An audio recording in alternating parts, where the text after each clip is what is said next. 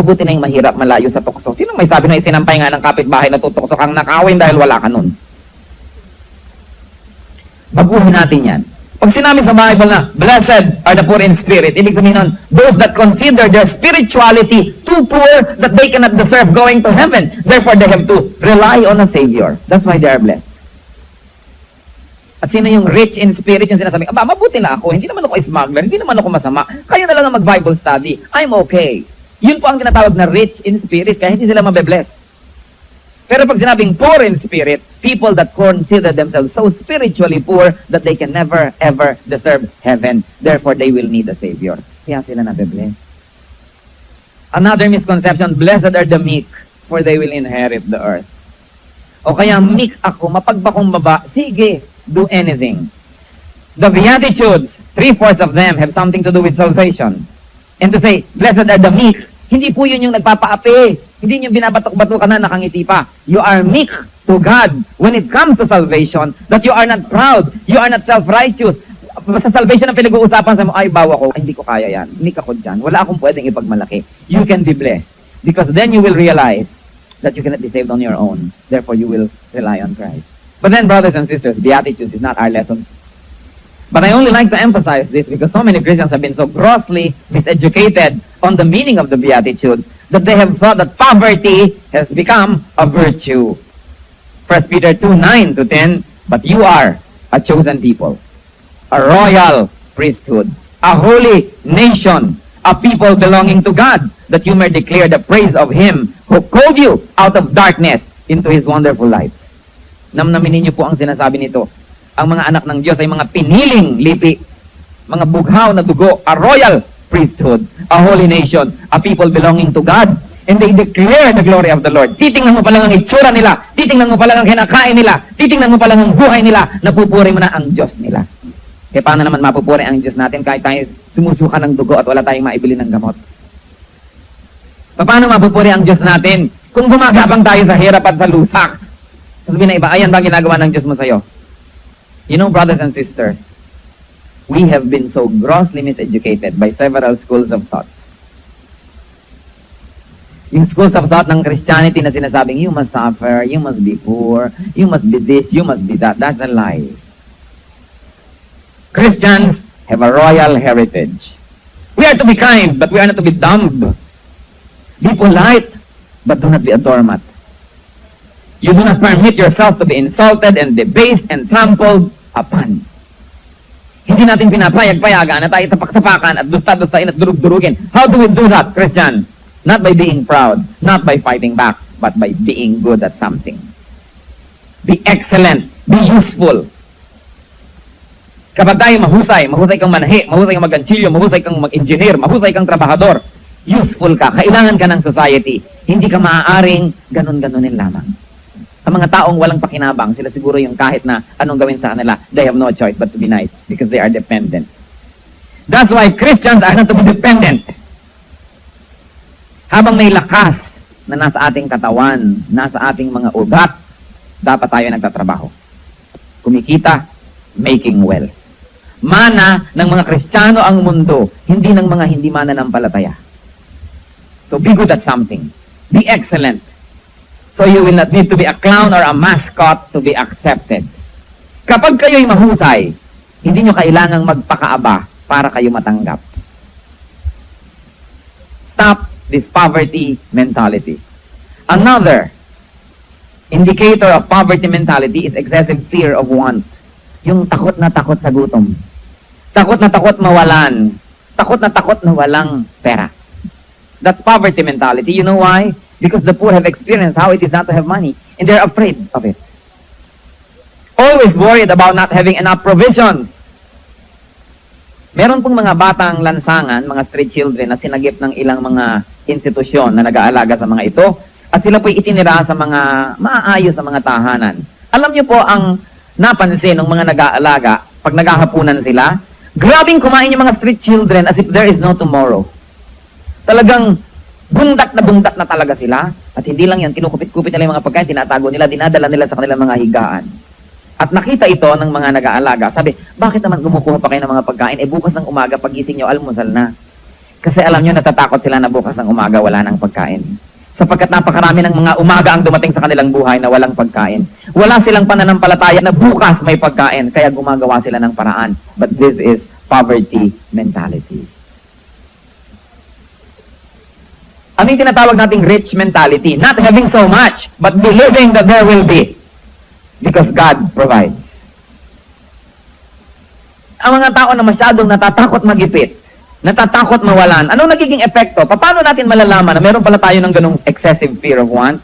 Sa pagbibigay, masyado tayong kuripot. When you give to the church, konti lang. Practical. Paano tayo? Ganon. Yung iba nangangailangan, ay hindi pwede, paano tayo bukas? Hayaan mo siya, kanya-kanya talaga yung kayod. In giving to self also, hindi rin mapagbigay dahil laging natatakot na mawalan. Ang people with poverty mentality are never happy until they see something in the cabinet na pangbukas. Walang faith. Hindi nyo kailangan maging mayaman para mawala ang poverty mentality. We only have to have the rich mentality. Rich in the Lord. Believing that the Lord will provide. Yung iba po, dahil sa kanilang poverty mentality, hindi sila nagiging mabait. Hindi sila nagiging palabigay. Sapagkat wala silang ginagawa, kundi i-secure yung bukas. Nagigituloy madamot ngayon. Another essence of poverty mentality, nakikita natin in taking and in receiving. Laging harimunan. Ang mga tao na may poverty mentality, laging naghaharimunan. Laging gustong makalamang. Laging taking advantage.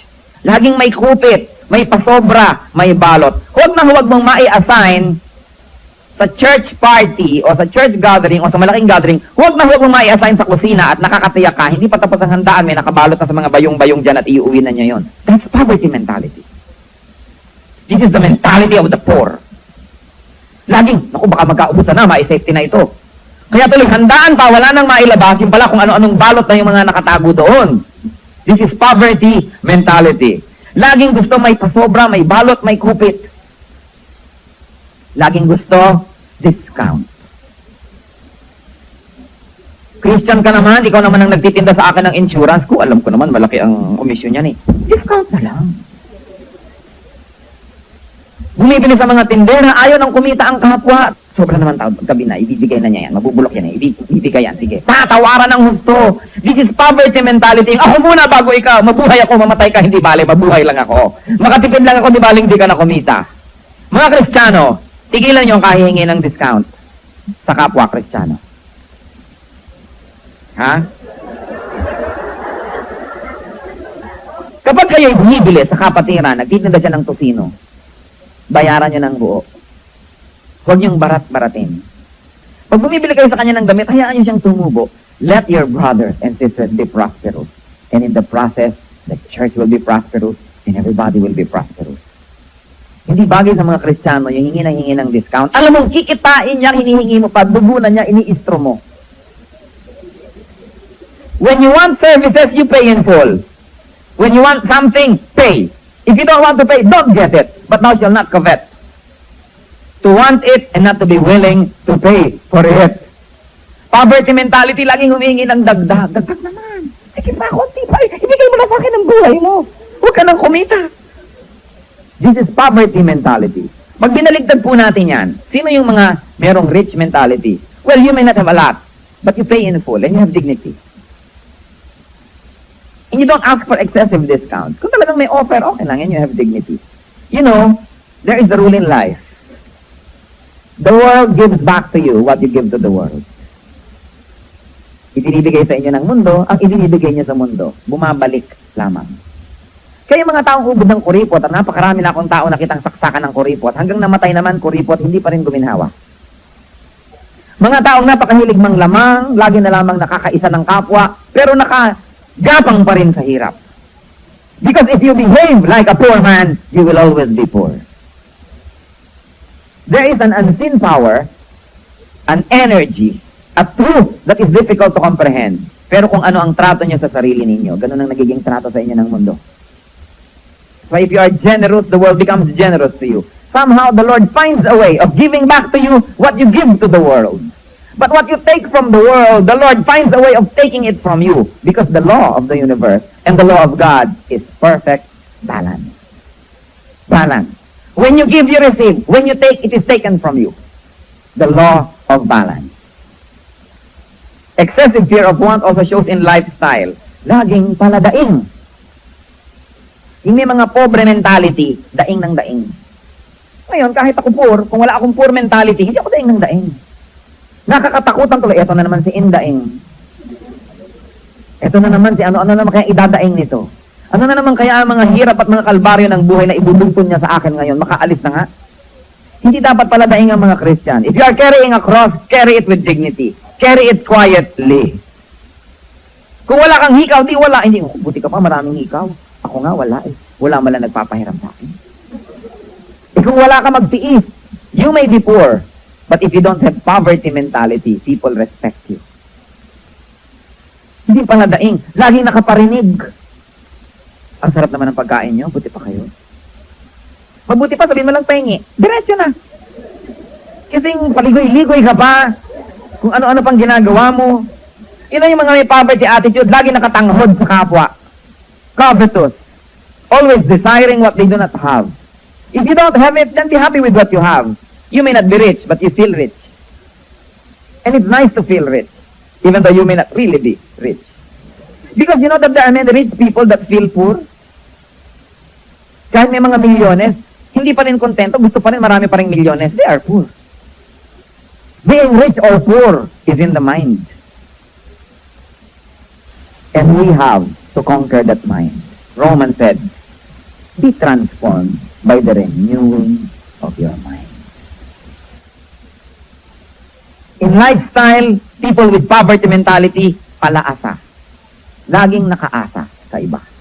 Laging nakasandal, pabigat sa mundo. Pabigat sa magulang, pabigat sa kapatid, pabigat sa planetang ito. Hindi nakakatulong, nakakabigat. Hindi dapat gano'n ng Christian.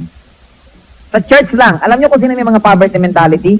May church project. Sabi na, yung mayayaman nila mag-donate, mayaman naman sila.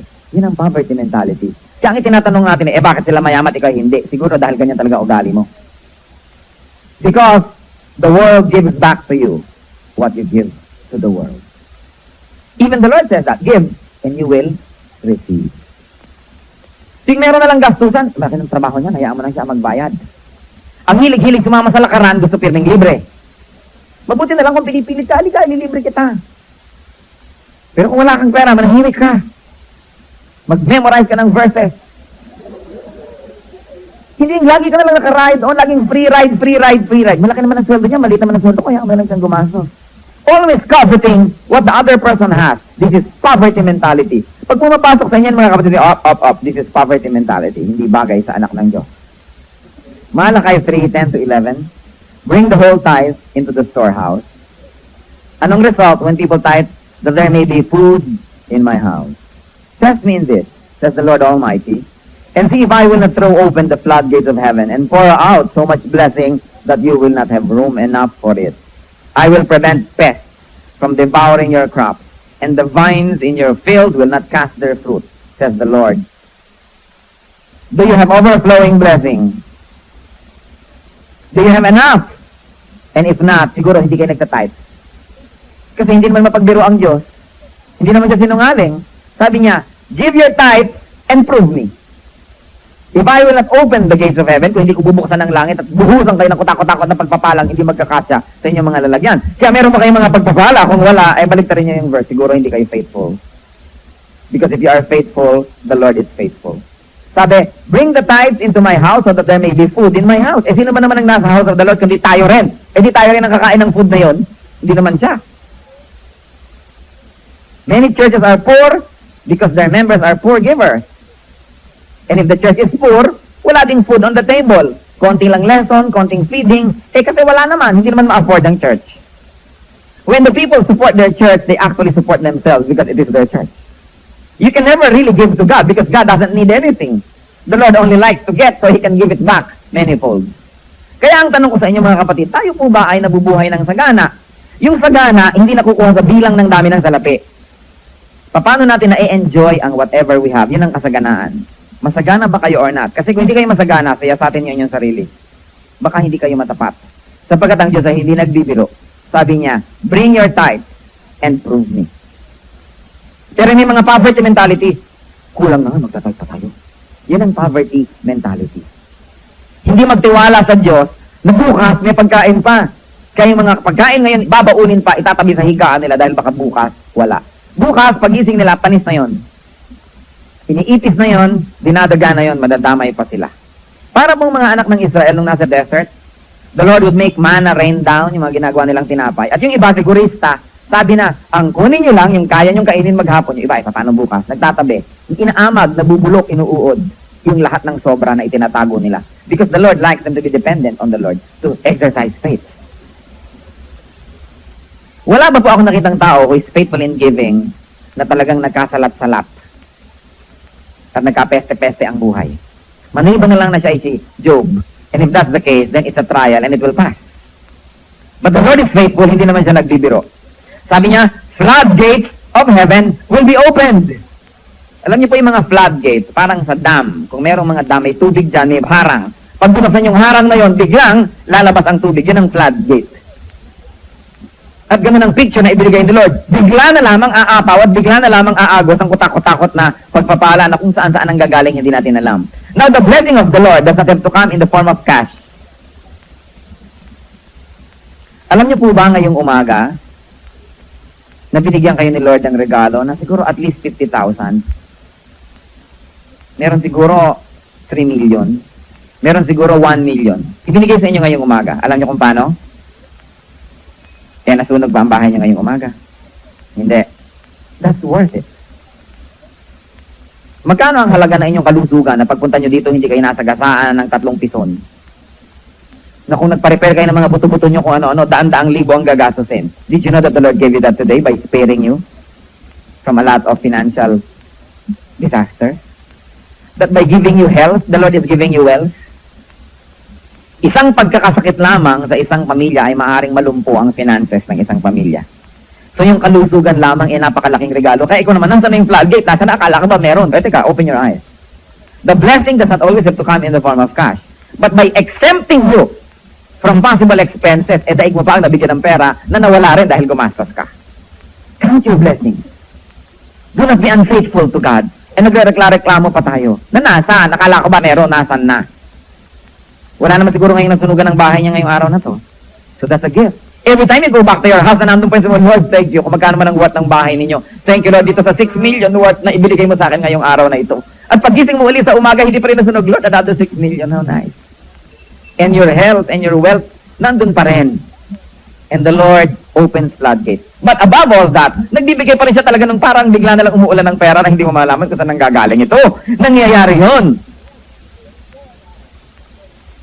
Blessings will be poured out, but there will be not enough room for it. Hindi ako naniniwala, mga kapatid, ang mga Kristiyano ay dapat mahirap. Kaya kung mahirap tayo ngayon, ay mag-isip-isip kung bakit.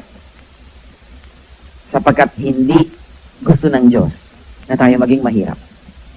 Kaya ang Diyos lumikha ng napakaraming papaya sa planetang ito para makain natin, pero unbelievers lahat ang kumakain. Yung mga believers hindi na ma-afford ang papaya. Kaya siya lumikha ng napakaraming magagandang mga beaches para ma-enjoy ng kanyang mga anak. Kung hindi itong mga unbelievers na nag-enjoy ng lahat ng mga beach resort sa mundo. At kung may mga anak man ng Diyos doon, mga waiter. Hindi siya lumikha ng napakagandang mga tanawin para ipagkait sa kanyang mga anak. Pero sinong nakakapunta sa mga ito? Mga unbelievers. Hindi siya lumikha ng napakasasarap na chemistry ng pagkain at mga putahe para lang ipakain sa mga hindi nananampalataya sa kanya at sa mga sumisira sa kanyang pangalan. Pero bakit wala sa sikmura ng mga Kristiyano ang mga pagkain ito? Because we have a poverty mentality. It's time for the Christian to rise up and grab this wealth from the hands of unbelievers through honest and hard work. Enough of poverty. We have seen enough poverty in this country. Hindi ba kayo nababagabag? Na kung nakakakita tayo ng mga nasa daan, mga pulubi, mga mahirap, ay hindi na tayo nahihirapan ng loob dahil sobra na tayong nasanay na tumitig sa kahirapan. Enough of poverty in this country. The Christians will make this country rise when they realize that there's a heritage waiting for them, that there's a heritage that God wants them to take, but they have so reluctantly treated for so long a time. We Christians have a very special heritage. Christians are descendants of Abraham.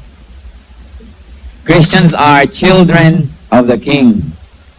Christians are conquerors of the world.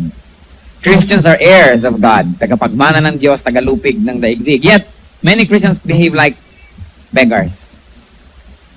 Many Christians think like beggars, and many Christians live like beggars. Maraming mga Kristiyano nakakalimutan kung sino sila, kung ano sila dapat, kaya kung mag-isip para mga pulubi, kung kumilos para mga pulubi, at kung mamuhay para mga pobre. We're going to discuss that may sound new to some people. But Christians have to realize their heritage and they have to live according to that heritage. Kiss your poverty mentality goodbye. Heavenly Father, may you be the focus of our worship today. Lord, if there's anything, anyone, any reason at all that will take our attention away from you, in the name of Christ, right now we submit it at your feet.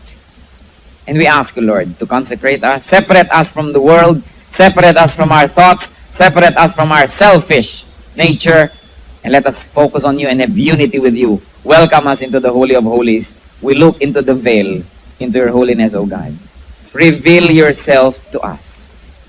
Let your spiritual truth be turned into pieces of information that we can understand. You know how you made us. You know what we can understand and what we cannot. So we ask you to bless us. Lift us up to higher grounds so we can see you.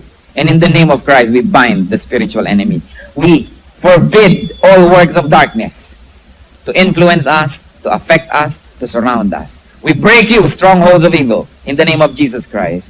And we welcome you, dear Holy Spirit. Minister unto your people. We love you. We seek you. But we cannot see you apart from your help. So teach us. Open our spiritual eyes so that we can have seeing eyes. Open our spiritual ears so we can have hearing ears. Open our hearts, our minds. And let ourselves be your temple. Lord, speak to your people. You are the true speaker. Bless all of us. Glorify yourself. Accomplish the purpose for which you gathered us today. And in the name of Christ, if there's anyone here that resists your word, we release him or her through the power of the blood of Christ. Let our hearts be fertile grounds for your words, where they will grow and bear fruit. Take delight in your people. Sit on your throne of power. Take over, O God. We seek you in Jesus' mighty name. Amen. Ano po bang ibig sabihin nitong poverty mentality? Mahirap po sigurong i-define ang ibig sabihin ng poverty mentality. Sabihin natin how the poor think.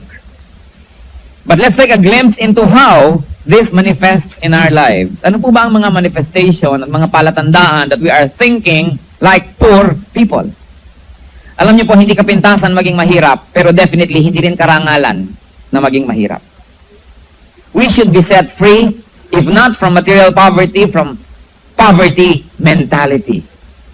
Because we are children of the King. What is the number one sign of poverty mentality? Masasabi natin, meron pala akong mentality ng mga pobre na hindi naman bagay sa akin dahil anak ako ng Diyos na mayaman. Una, excessive fear of rejection. Takot na ma-reject, takot na hindi ma-in, takot na hindi ma-approve, kaya kung ano-ano ang gagawin para lang siya maging katanggap-tanggap. People with poverty mentality volunteer to be inferior so as not to threaten other people. Sila na mismo nagsasabi ko, sige, alilain mo ako, dustain mo ako, gawin mo akong trapo, sige na. Maging katanggap-tanggap lang ako sa'yo. People with poverty mentality accept positions of inferiority though their skill, their talent, or their situation can give them a better position. Tinatanggap nila. People with poverty mentality allow themselves to be trodden underfoot, tapak-tapakan, gawing trapo, all to be accepted and liked. Many people have accepted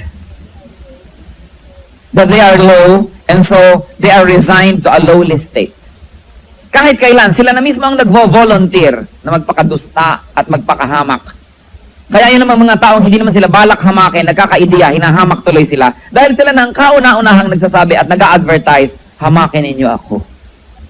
Alilain mo ako. Abusuhin mo ako. Sige, pagtrabahuhin mo ako ng walang bayad, okay lang. Murahin mo ako. Pagalitan mo ako, okay lang.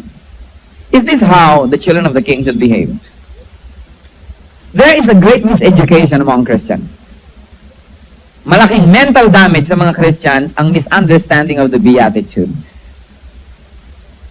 Yung sinasabing, blessed are the poor in spirit. Ang pinag-uusapan doon ay poverty in spirit, not poverty materially. Kahit po kailan, hindi naging pagpapala ang kahirapan. Poverty has never been and will not be a blessing. Kasi natin mabuti na yung mahirap tayo, malapit tayo sa Diyos. Mahirap naman kasing maging makadiyos kung ikay mayaman. Lalo po sigurong mahirap maging makadiyos kung tayo mahirap at walang makain. People steal, people go into prostitution, people do all kinds of sinful things because they are poor. Pakonsuelo do bobo ng mga kapwa ko mahirap na sabihin, mabuti na yung mahirap, malayo sa tukso. Sino may sabi na isinampay nga ng kapitbahay na tutukso kang nakawin dahil wala ka nun? Baguhin natin yan. Pag sinabi sa Bible na, blessed are the poor in spirit, ibig sabihin nun, those that consider their spirituality too poor that they cannot deserve going to heaven. Therefore, they have to rely on a Savior. That's why they are blessed. At sino yung rich in spirit, yung sinasabi, mabuti na ako, hindi naman ako smuggler, hindi naman ako masama, kayo na lang ang mag-Bible study, I'm okay. Yun po ang tinatawag na rich in spirit, kaya hindi sila mabe-bless. Pero pag sinabing poor in spirit, people that consider themselves so spiritually poor that they can never, ever deserve heaven. Therefore, they will need a Savior. Kaya sila nabe-bless. Another misconception, blessed are the meek, for they will inherit the earth. O kaya, meek ako, mapagpakumbaba, sige, do anything. The Beatitudes, 3/4 of them have something to do with salvation. And to say, blessed are the meek, hindi po yun yung nagpapaapi. Hindi yung binabatok-bato ka na nakangiti pa. You are meek to God when it comes to salvation, that you are not proud, you are not self-righteous. Basta salvation ang pinag-uusapan sa mo, ay bawa ko, ay, hindi ko kaya yan, hindi ka ko dyan, wala akong pwedeng ipagmalaki. You can be blessed. Because then you will realize that you cannot be saved on your own. Therefore, you will rely on Christ. But then, brothers and sisters, Beatitudes is not our lesson. But I only like to emphasize this because so many Christians have been so grossly miseducated on the meaning of the Beatitudes that they have thought that poverty has become a virtue. 1 Peter 2:9-10, but you are a chosen people, a royal priesthood, a holy nation, a people belonging to God, that you may declare the praise of Him who called you out of darkness into His wonderful light. Namnamin niyo po ang sinasabi nito. Ang mga anak ng Diyos ay mga piniling lipi, mga bughaw na dugo, a royal priesthood, a holy nation, a people belonging to God, and they declare the glory of the Lord. Titingnan mo pa lang ang itsura nila, titingnan mo pa lang ang kinakain nila, titingnan mo pa lang ang buhay nila, napupuri mo na ang Diyos nila. E paano naman mapupuri ang Diyos natin kahit tayo sumusuka ng dugo at wala tayong maibili ng gamot? Paano mapupuri ang Diyos natin kung gumagabang tayo sa hirap at sa lusak? Sabihin na iba, ayan ba ginagawa ng Diyos mo sa'yo? You know, brothers and sisters, we have been so grossly miseducated by several schools of thought. Yung schools of thought ng Christianity na sinasabing, you must suffer, you must be poor, you must be this, you must be that. That's a lie. Christians have a royal heritage. We are to be kind, but we are not to be dumb. Be polite, but do not be a doormat. You do not permit yourself to be insulted and debased and trampled upon. Hindi natin pinapayag-payagan na tayo tapak-tapakan at dusta-dustain at durug-durugin. How do we do that, Christian? Not by being proud, not by fighting back, but by being good at something. Be excellent, be useful. Kapag tayo mahusay kang manahi, mahusay kang mag-ganchilyo, mahusay kang mag-engineer, mahusay kang trabahador, useful ka, kailangan ka ng society, hindi ka maaaring ganun-ganunin lamang. Ang mga taong walang pakinabang, sila siguro yung kahit na anong gawin sa kanila, they have no choice but to be nice because they are dependent. That's why Christians are not to be dependent. Habang may lakas na nasa ating katawan, nasa ating mga ugat, dapat tayo nagtatrabaho. Kumikita, making wealth.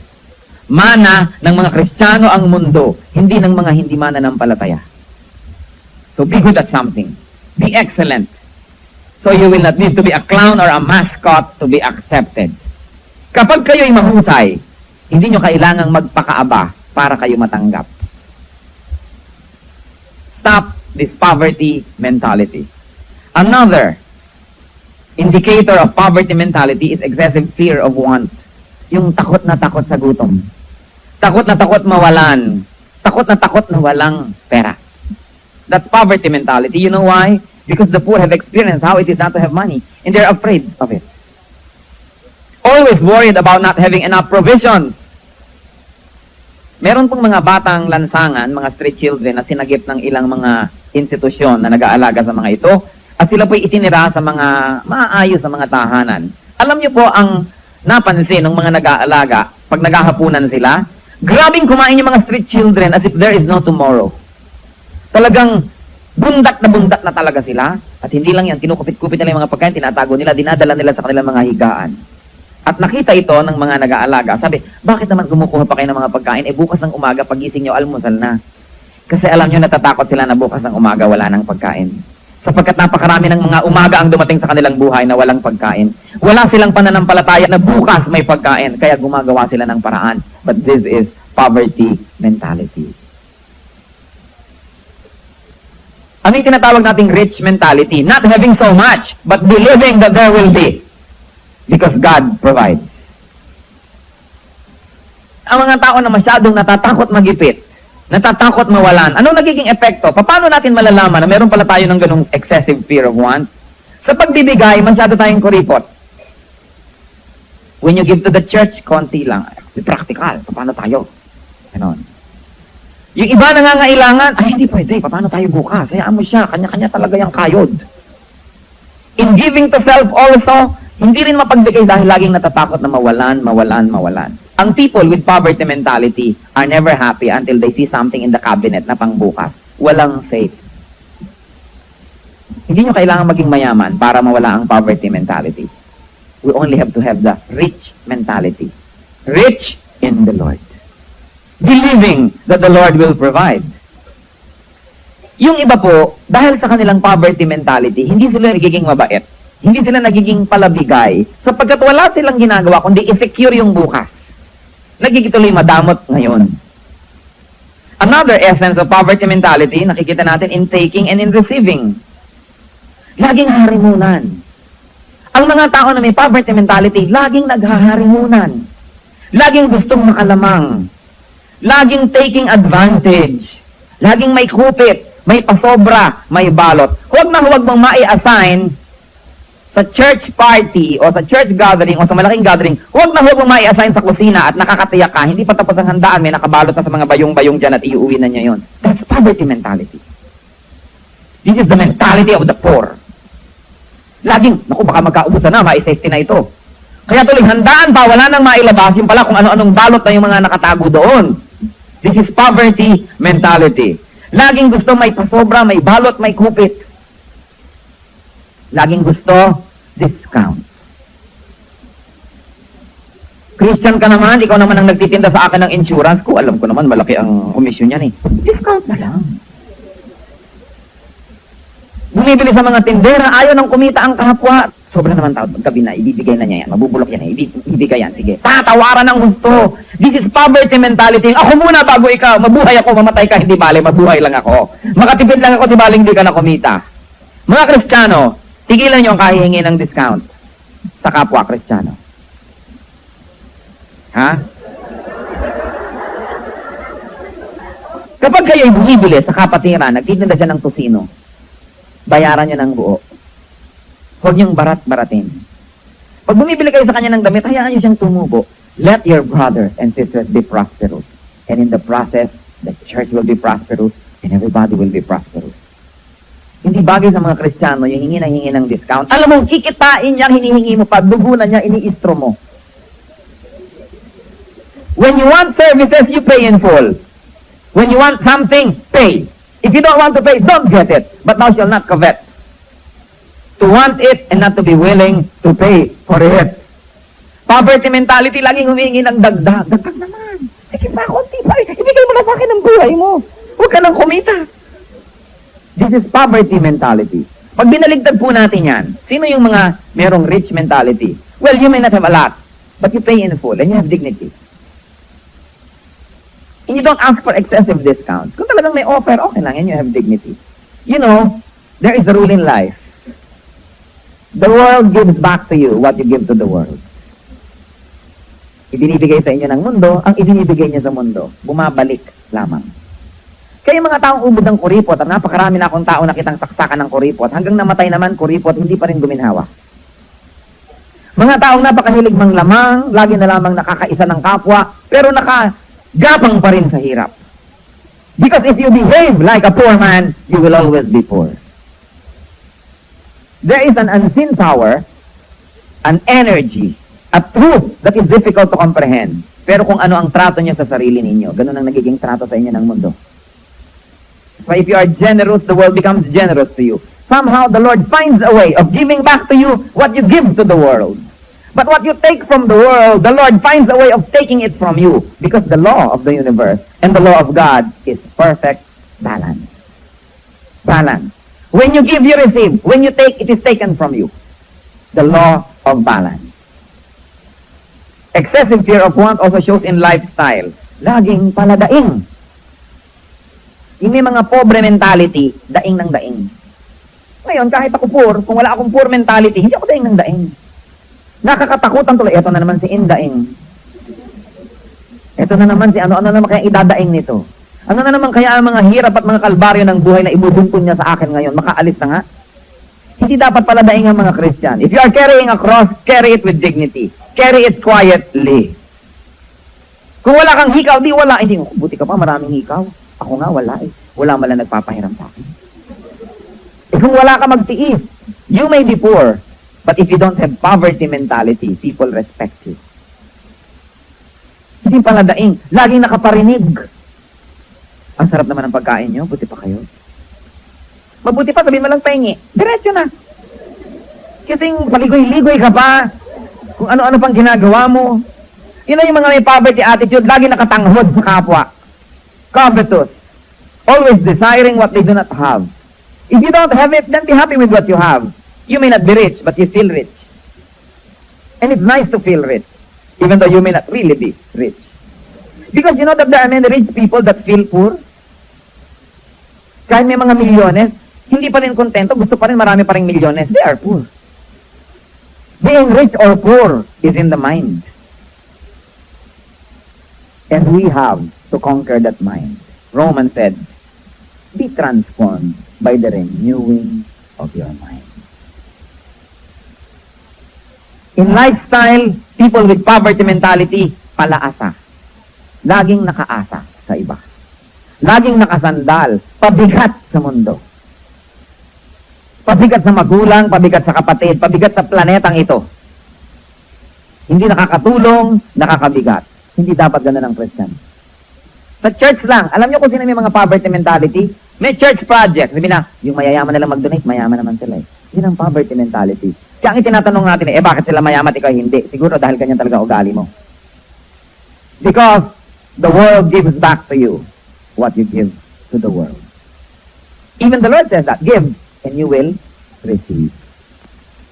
Yung meron na lang gastusan, bakit ng trabaho niya, hayaan mo na siya magbayad. Ang hilig-hilig sumama sa lakaran, gusto pirming libre. Mabuti na lang kung pinipilit ka, halika, ililibre kita. Pero kung wala kang pera, manahimik ka. Mag-memorize ka ng verses. Hindi yung lagi ka na lang nakaride o laging free ride, free ride, free ride. Malaki naman ang sweldo niya, maliit naman ang sweldo ko, kaya lang siyang gumastos. Always coveting what the other person has. This is poverty mentality. Pag pumapasok sa inyo mga kapatid, up. This is poverty mentality. Hindi bagay sa anak ng Diyos. Malakay 3:10 to 11. Bring the whole tithe into the storehouse. Anong result when people tithe? That there may be food in my house. Test me in this, says the Lord Almighty, and see if I will not throw open the floodgates of heaven and pour out so much blessing that you will not have room enough for it. I will prevent pests from devouring your crops, and the vines in your field will not cast their fruit, says the Lord.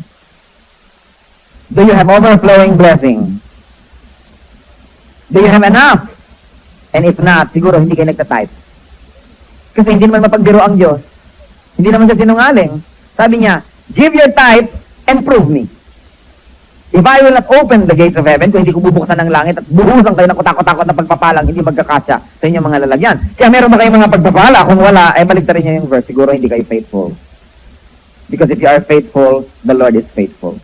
Sabi, bring the tithes into my house so that there may be food in my house. Eh, sino ba naman ang nasa house of the Lord kundi tayo rin? Eh, di tayo rin ang kakain ng food na yon? Hindi naman siya. Many churches are poor because their members are poor givers. And if the church is poor, wala ding food on the table. Konti lang lesson, konting feeding. Eh, kasi wala naman. Hindi naman ma-afford ang church. When the people support their church, they actually support themselves because it is their church. You can never really give to God because God doesn't need anything.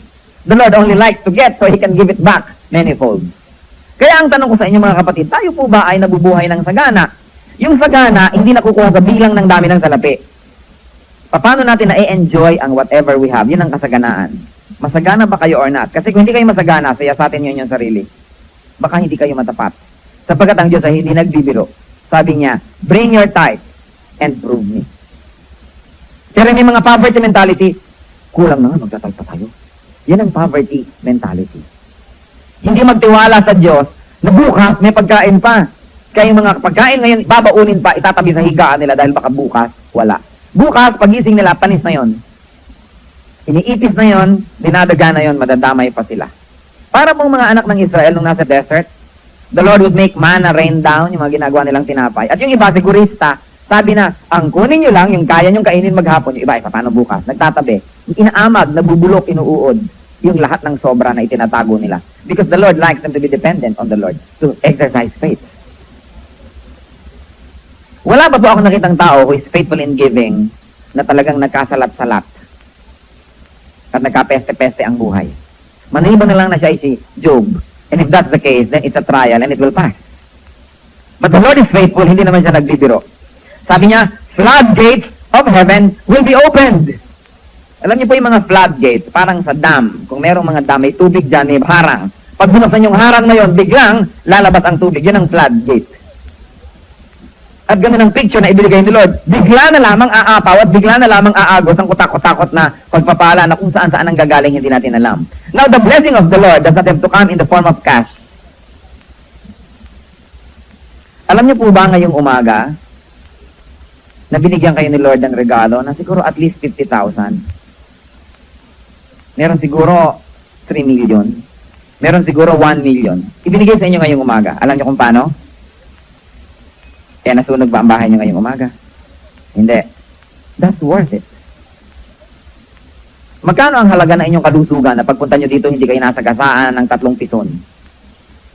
Na kung nagpa-repair kayo ng mga buto-buto nyo kung ano-ano, daan-daang libo ang gagastusin. Did you know that the Lord gave you that today by sparing you from a lot of financial disasters?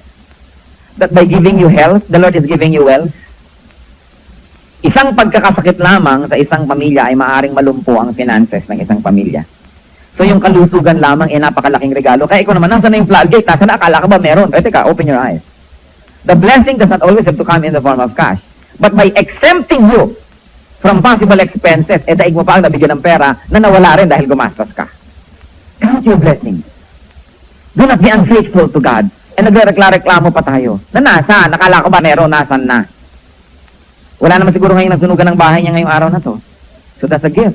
Every time you go back to your house na nandun pa yung Lord, thank you. Kung magkano man ang worth ng bahay ninyo. Thank you, Lord, dito sa 6 million worth na ibinigay mo sa akin ngayong araw na ito. At pagising mo uli sa umaga, hindi pa rin nasunog, Lord, another 6 million. How nice.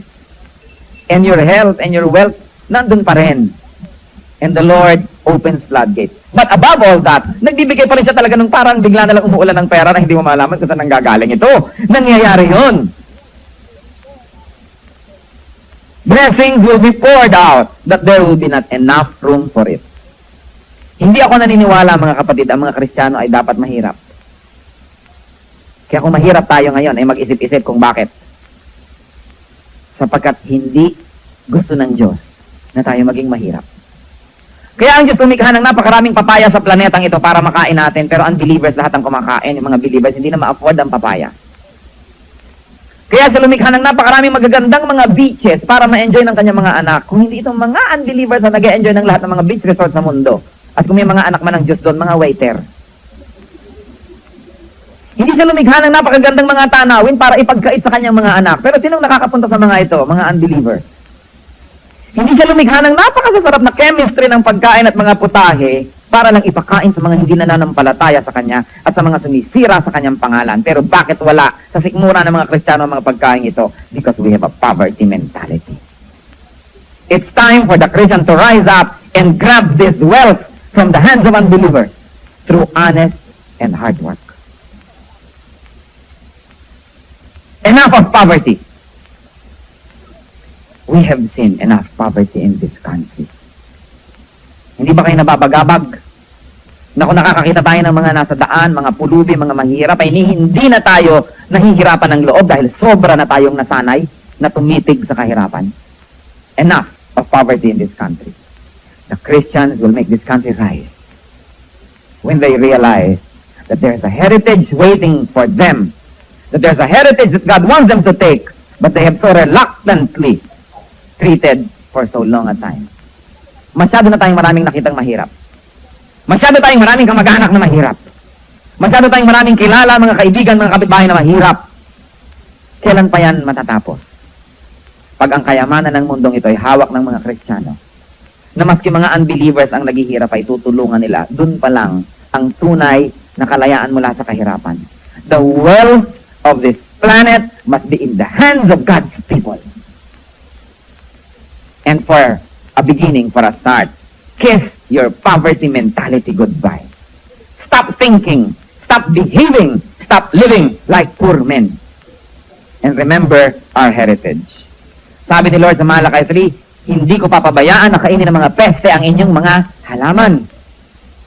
Kung ano man yon, kung hindi kayo agriculturist, negosyo, hindi ko papayagan na malaglag ang mga bunga ng inyong mga puno hanggang hindi pa sila hinog. Yan ang sabi ng Panginoon.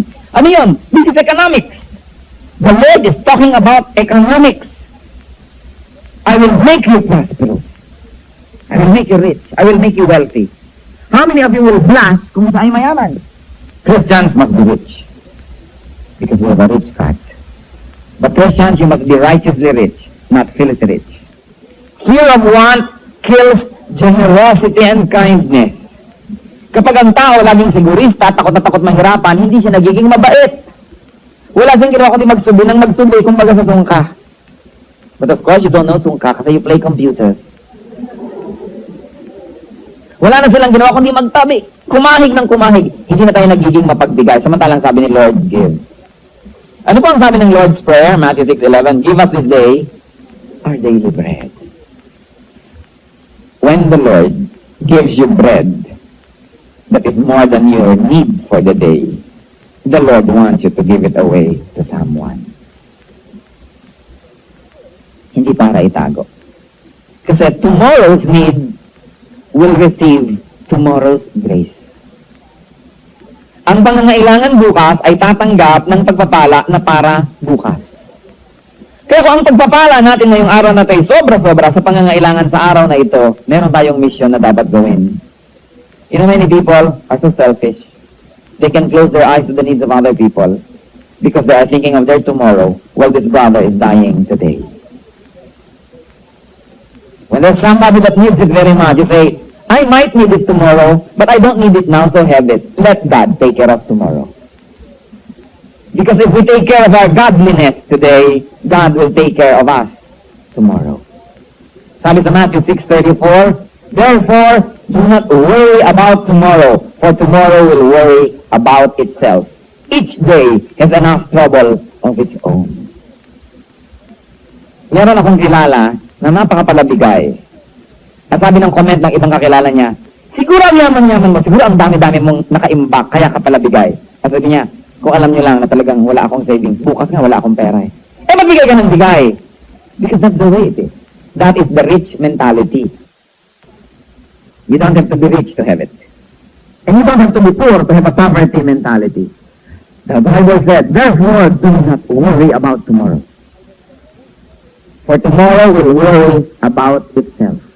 Let the day's own trouble be sufficient for the day. You know why many people are miserable? Because they use today's resources for the problems of a lifetime. Kasi sabi nila, paano naman yung next month? Paano naman yung next year? Ang layo pa nun. Yung grace for today kasi ina-allocate mo para bukas, wala ka tuloy ngayon. Yung grace ngayon, para ngayon. Don't get me wrong, hindi naman ibig sabihin wala na kayong savings, wala kayong planning for life. But what I'm telling you is this, and let your spirit judge you. Alam nyo kung may need ang iba, at alam nyo kung ipinagkakait nyo lang yan dahil you are playing figurista. Kung hindi tayo nagkakait sa ating kapwa, hindi magkakait sa atin ang Diyos. Sabi niya, whatever you do to the least of this, you do unto me. Kung ano man ang ginagawa mo sa mga pinakamaliliit na ito, sa akin mo yung ginagawa. At alam niyo po ba ang Diyos ayaw niyang siya may utang? Alam niyo ba ayaw ng Diyos na siya may utang? Kaya oras na nagbigay tayo sa kanya, binibigyan niya agad, marami agad sobra, sapagkat ayaw niyang may utang.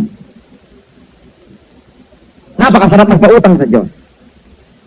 Yung iba naman ang iniisip, utangan ng Diyos.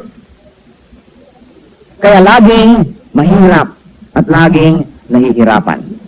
Philippians 4:19, and my God will meet all your needs according to His glorious riches in Jesus Christ. Christian, how can you ignore this verse? Paano tayo maaaring matagal na magbulag-bulagan sa sinasabi ng verse na ito at patuloy na mabuhay sa takot? At patuloy na mabuhay like a poor man and to have a poverty mentality. Philippians 4:19, and my God will meet all your needs according to His glorious riches in Jesus Christ. Maiksi ba ang kamay ng Diyos? Hindi ba niya tayo kayang abutin? Nagkukulang ba ang mga kayamanan ng Diyos para hindi niya mabigyan ng pangangailangan ng kanyang mga anak? Many people are not able to let God prove Himself because they depend on themselves too much. It's not wrong to be working and to use all of your resources to be productive. On top of it all, we should only really be dependent on God. Another manifestation of poverty mentality is excessive fear of big things. And take note of this, tayo mga Filipino, alam niyo, mahal na mahal ko ang ating lahi, subalit marami tayong mga kapintasan na dapat ding ayusin. Meron tayo ng smallness mentality. Si Nick Joaquin has a word for it. And I don't like the word that he used for it.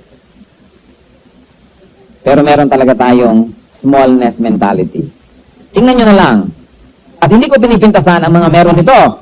Tingnan niyo ang mga sari-sari store. Kaprasong sabon, kaprasong kamote, kaprasong ganito, tindahan na yon. Tingnan niyo, sa Pilipinas lamang kayo makakabili ng mga tinitingi-tingi-tinging sigarilyo. Tinitingi-tinging mga pomada, tinitingi-tinging mga mantika, mga lahat tinitingi-tingi-tingi-tingi-tingi-tingi-tingi. Ano to, Blade Hoy, keso yan? Tingi kasi yan eh. At ang mga kapwa naman natin mahirap, habang bumibili ng tingi, lalong naghihirap dahil siyempre pinagtutubuan ang nagtitingi, di ba? And this smallness mentality, na kung may pera, hindi ibili ng malaking lata ng gatas, bibili ng mga sachet-sachet na pagtutubuan ng kutakot-takot, lalong naghihirap. Tayo, napakagaling paliitin ng mga bagay. Tingnan nyo kung paano natin napaliit ang sasakyan, naging tricycle. Di ba? Kung paano napaliit ang lahat. Basta may namatay, makakaasa ka ang kayamanan ng namatay, magkakaputol-putol, magkakahati-hati, magkakaliit-liit. Bakit wala tayo ng big mentality na, oy, tayong lahat tagapagmana, let's put up a corporation and let's make it a family corporation and let's make it big. Hindi! Naku, mabuti na, sigurado na, alam ng ate ko, sweetik yan, hati-hati tayo, baka ako malamangan. Kaya putol-putol, liit-liit, kaya lahat in the end mahirap. Look at the big families of this country. Tingnan ninyo ang mga Zobel, ang mga Ayala, ang mga Lopez, ang mga Madrigal, ang mga Banzon, ang mga Luzuriaga. Tingnan ninyo ang mga pamilya whose names drip with money. Big ang mentality. Imbes sa tingin ng kayamanan, pag magpapakasal nga, hahanap pa ng mayaman din. Para pag nagsama sila, mas lumaki ang kanilang kayamanan. Eh kung gano'n na nga ang ginawa nyo, may pag-ibig pa, ano pang hahanapin nyo sa buhay? Pero hindi yung mga smallness mentality. Ay, galing maliit, basta ako na lang nagmamanage. Kaya tingnan ninyo, don't get me wrong, hindi ito kapintasan, mabuti nga naghahanap buhay. Pero tingnan nyo yung smallness mentality. O magtitinda ka ng sampagita, 10 tuhog maghapon, kahit maibenta mo lahat yan, at kahit araw-araw magtinda ka, hindi ka makakataka sa kahirapan. Magtitinda ng konti, bila-bila o konting mga saging-saging, konting mga kamakamatis, tayang-tang ka na sa init ng araw, nagkatuyo-tuyo na ang iyong balat, nalanghap mo na lahat ng carbon monoxide sa kalye, ang tinubo mo sa 5 pirasong kalamansi, lugi ka pa pag nagpagamot ka. Smallness mentality. Ang ating mga kababayan ay masisipag. Inihahampas ang katawan sa trabaho. Pero walang imahinasyon, kaya mahihirap pa rin. You don't always have to work hard, but you have to work smart. Gamitin ang utak. Kasi sasabihin mo sa sarili ko, o sige, pag ginawa ko itong hanap buhay na to, may pag-asa ba akong makaahon sa hirap? Wala. So therefore, hindi ito dapat ang gawin ko. O kaya, hahanap ako ng mga kapwa ko mahirap, magpupunta kami together ng something so that we can all rise above our poverty. Pero yan ang ginagawa ng ating sine, ng telebisyon, ng radyo, ng mga magazine. Pinapayagan nila ang mga tao na laging maging mahirap at pinapayagan na lang nila na mabuhay sa mga ilusyon. Kaya kung nagtitinda ka dito, sa Pasay, sa Libertad, o pumasok ka man lang sa sine, Rika, kahit malang 2 oras na malamigan ng aircon ng iyong katawan at makita mo si Sharon, isang mahirap na yumaman, happy ka na. Ang bayan na ito, napakatagal. Ang national bird, Maya. Maya. Tatalon-talon, tutuka-tuka, binabato-bato, Maya. Mabuti na lamang, 2 years ago, pinalitan ng presidente, ngayon, agila na. And you will rise up with wings like eagles. Nakita niyo ang mga simbolo ng ibang bansa, puro agila. Kaya nga tayo, ang bayang ito, nasa mga kuko ng agila. Kasi kay Maya, tutalon-talon, kakanta-kanta. At ganyan tayong bayan na ito. Nahihirapan, kumanta-kanta. Sumayaw-sayaw. Nakanya sa TV, sayaw-sayaw, kanta-kanta. 2 oras na ang lumipas. Linggo-linggo, ganun, sayaw-sayaw, kanta-kanta. Kaya tayo ang taga-sayaw at taga-kanta ng buong daigdig. Ang Pilipina, kung hindi siya katulong, siya ay manganganta o siya ay prostitute. Yan ang pagkakilala sa buong daigdig sa Pilipina ngayon. Because we have allowed this poverty mentality na pumasok sa ating utak. Marami po akong nakita mga eksena sa ibang bansa. Mga Pilipinong pinagmamalupitan, tinatrato ng mababa, at sasabihin, pasensya ka na, talagang ganyan, Pilipino lang tayo. Ano? Ganyan ngayon, tatanggapin na natin, dahil Pilipino tayo, alila tayo ng daigdig. As long as you don't change this poverty mentality, hindi magkakaroon ng progreso. Kanino dapat mag-umpisa yan sa ating mga Kristiyano? Because we are the light of the world. We are the salt of the earth. Ang pag-asa ng bayan na ito ay ang mga Kristiyano. To change the system. Deuteronomy 10:17, for the Lord your God is God of gods, and the Lord of lords, the great God, mighty and awesome. Alam nga naman ang mga anak niya, hindi. John 14:12, I tell you the truth. Anyone who has faith in me will do what I've been doing. He will do even greater things than this. In the ministry, in our private life, the Lord expects greatness because He has given us all the capacity, all the power to be great. If Christians are to conquer the world, to win the lost, to inherit the earth, they should first leave their poverty mentality and begin to do great things. Sa ating mga Kristiyano, ano pa po ang manifestation ng poverty mentality? Setting very low standards. Church naman yan, pwede na yan, ganyan-ganyan na lang.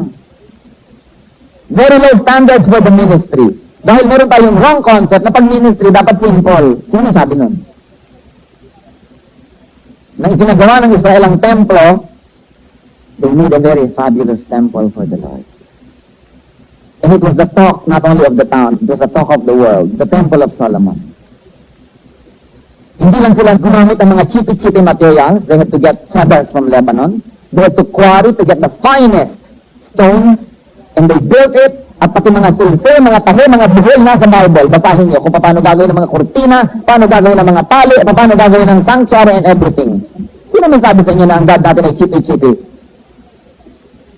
Kaya pala pag gumagawa tayo ng ating mga fellowship centers, sa mga churches, walang katesti-testimony sa mundo that our God is great. Nakita niyo ang mga kulto, alam niyo na yun. Pag nagpagawa sila ng mga templo nila, kay lalaki at kay bibilis matapos. Kasi wala silang poverty mentality. They give, they really give. Alam niyo ang merong poverty mentality dito sa bansang ito, ang mga Kristiyano, evangelical Christians. Pagka hindi pa binigyan ng Amerikano ng dollar, hindi makapagpagawa ng church. Pagka hindi pa binigyan ng Koreano ng pera, hindi makapagpagawa ng prayer mountain or something or this or that. Laging nakaasa. Kasi sila, kasi mahirap naman tayong Pilipino. Hindi yan totoo. Tingnan ninyo, ang number 1 na religion sa bansang ito, mahirap ba? Hindi.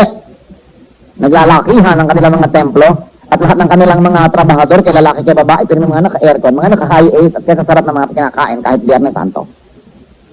Hindi sila nag-behave like poor people. Tingnan niyo yung kulto na number 1 local cult dito. Ang dami-dami nilang pera. Hindi totoo na walang pera ang bayan na ito. The Archdiocese of Manila sends so much money to Rome every year that it is the richest archdiocese in the world. Hindi totoo. Pero bakit ganun ang mga Kristiyano? Kuripot. Something is wrong. Something is very wrong with the way we think. And with the way we behave. And with the way we support the church. Sa atin, pastor naman yan, di mahirapan, talagang ganun. Pastor siya eh. This is poverty mentality. Nag-full-time board siya ng mission, di magutom, talagang ganyan ang buhay. It's part of it. Si Kristo nga, walang bahay. Wrong mentality. That's why we are not able to attract bright men and women to the ministry. Because, what do? We starve them to death.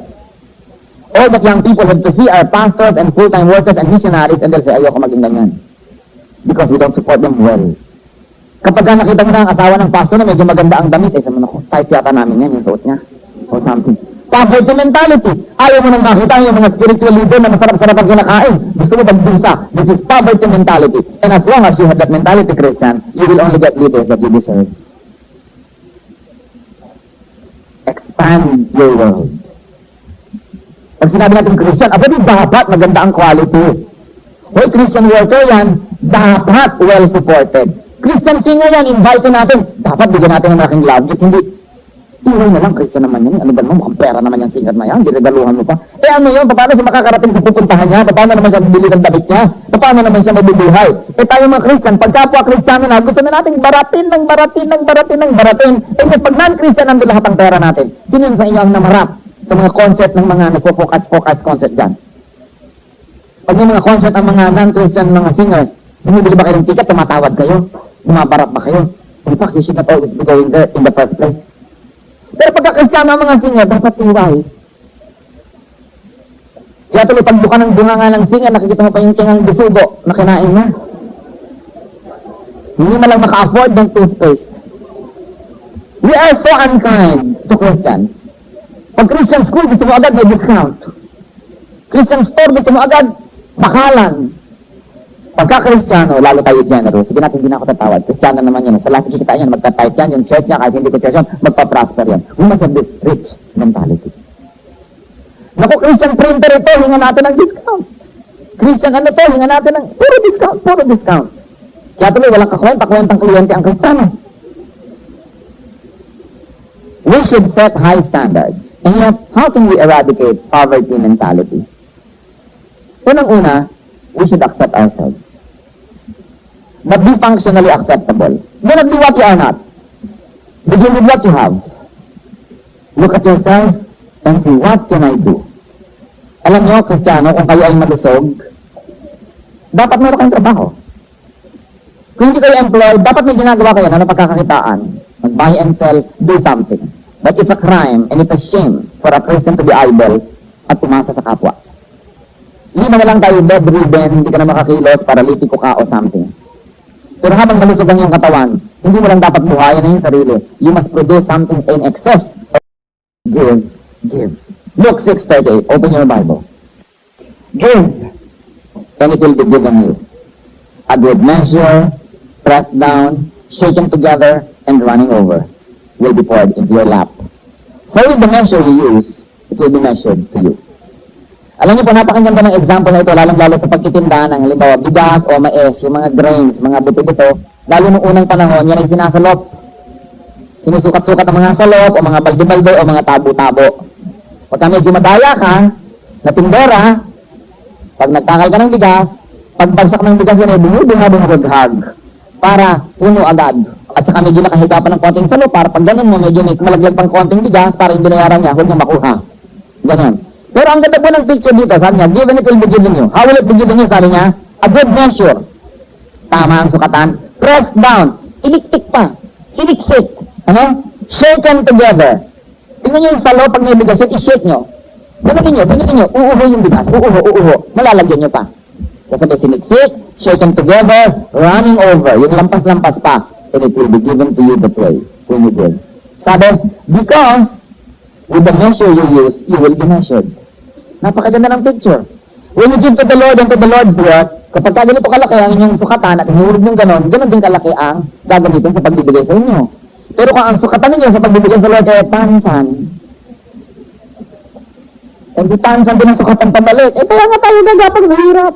But if we are generous, the Lord is generous. The Bible said that kung ano ang iyong panukat sa pagbibigay, yan ang gagamiting panukat sa iyo sa iyong pagtanggap. Kaya yung mga taong gustong lumamang, nalalamangan. Yung taong kuripot din sa kanya ang lumbong ito. But the generous person, hindi bulagsak ha? O hindi pagpapalitin yung generous sa bulagsak. But a generous person will receive generosity from the Lord. What are the results of breaking through our poverty mentality? Number one, a whole new world. A whole new perspective. Romans 12:2, do not conform any longer to the pattern of this world, but be transformed by the renewing of your mind. Then you will be able to test and approve what God's will is, His good, pleasing, and perfect will. Another result of breaking through poverty mentality, you are going to set up your foundation for prosperity. Naaayos yung pundasyon na pagpapatungan ng pagiging maluwag, ng pagiging mayaman. Psalm 1:3, a person thou who delights in the Lord is like a tree planted by streams of water, which yields its fruit in its season, and whose leaf does not wither. Whatever he does, he prospers. Ang prosperity at spirituality ay magkakambal. Huwag yung sabihin na poverty and spirituality ay magkakambal. Walang ganong verse. Fantasy yan ng maraming Kristiyano for so long. In whatever he does, he prospers. Does God want you to be rich? Yes. Psalm 36:7-8. How priceless is your love. Both high and low among men find refuge in the shadow of your wings. They feast on the abundance of your house. You give them drink from your river of delight.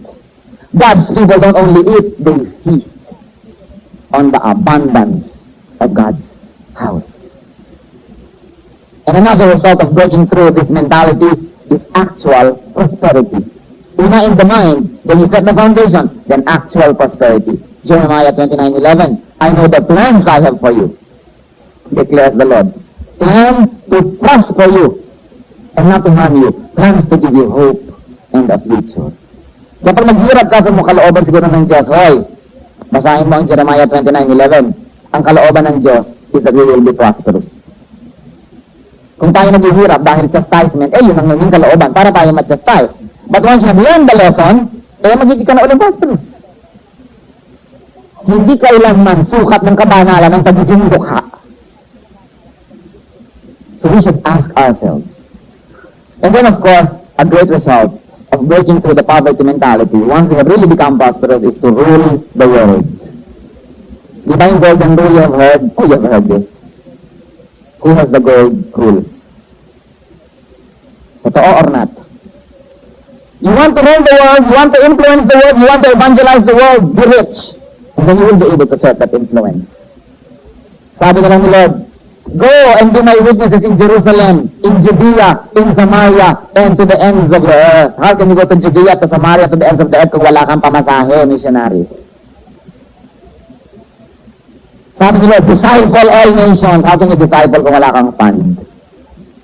Help the poor, give to the needy. How can you help kung ikaw mismo ay wala? When the Lord tells you to help, He expects you to have more than what you need so you can help. So does the Lord expect you to be prosperous? Yes. Because if you're not prosperous, you cannot help. Does the Lord want us to be rich? Yes. So how un-Christian? But this is what the Bible tells us. Break free from poverty mentality. You are rich. You are the child of the King. Take your rightful place. Enough of poverty. Hindi pa ba kayo sawa sa hirap? Hindi pa ba kayo sawa sa nakikita nating hirap? Walang mga anghel na bababa sa langit para tayo itayo mula sa hirap. Dapat natin gawin yan by God's grace and our labor. Make wealth. But before that, change your mind. Get rid of your poverty mentality. Think rich because you are. Our Heavenly Father, salamat po sa pakikipag-usap niyo sa amin. Salamat, Panginoon, na bagamat kayo ang ruler of the entire creation, you think of our welfare and you want us to be prosperous. Panginoon, kung meron po kami nga misguided mentality and misguided forms of spirituality, equating godliness with poverty, forgive us, Lord. Kung meron po sa amin na naging tamad at walang silbi ng matagal na panahon, patawarin niyo po kami for wasting your resources. And give us now, O Lord, that capacity to be productive. Kung meron sa amin itong palaasa, laging nagnanasa, subalit laging iniaasa sa iba, turuan mo kami, Panginoon, tumindig sa mga paang ibinigay mo sa amin.